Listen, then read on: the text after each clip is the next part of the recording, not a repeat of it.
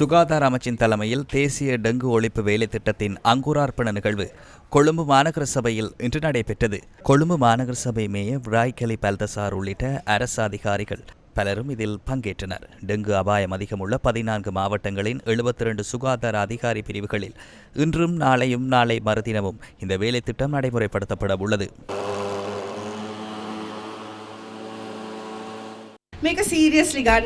இதனை மிகவும் தீவிரமாக எடுத்துக்கொள்ளுங்கள். 3 நாட்களையும் குறித்து வைத்துக் கொள்ளுங்கள். உங்களது வீட்டு வளாகங்களை சுத்தப்படுத்துங்கள். அனைத்து நிறுவனங்களும் தமது வளாகங்களை நேர்த்தியாக சுத்தம் செய்ய நடவடிக்கை எடுக்க வேண்டும் என கோரிக்கை விடுக்கிறேன். இன்று 40 இடங்களுக்கு செல்ல எதிர்பார்த்துள்ளோம். நாளையும் நாளை மறுதினமும் கொழும்பு நகரத்துக்குள் எமது அதிகாரிகள் உத்தியோகத்தர்கள் டெங்கு பரிசோதனைக்காக வருகை தரும்போது தயவு செய்து வாயில்களை திறந்து வையுங்கள். வாயில்களை மூட வேண்டாம். அவ்வாறு செய்தால் அது பாரிய பிரச்சனையாக மாறும். எனவே இந்த வேலை திட்டத்துக்கு ஒத்துழைப்பு வழங்குங்கள். இன்றைய நிலவரப்படி இலங்கையில் சுமார் 37,000க்கும் அதிக டெங்கு நோயாளர்கள் பதிவாகியுள்ளனர். இது மிகப்பெரிய எண்ணிக்கையாகும்.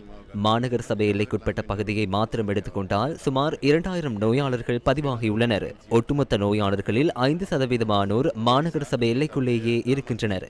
எனவே இந்த நிலைமையை மிக விரைவாக கட்டுப்படுத்த வேண்டும்.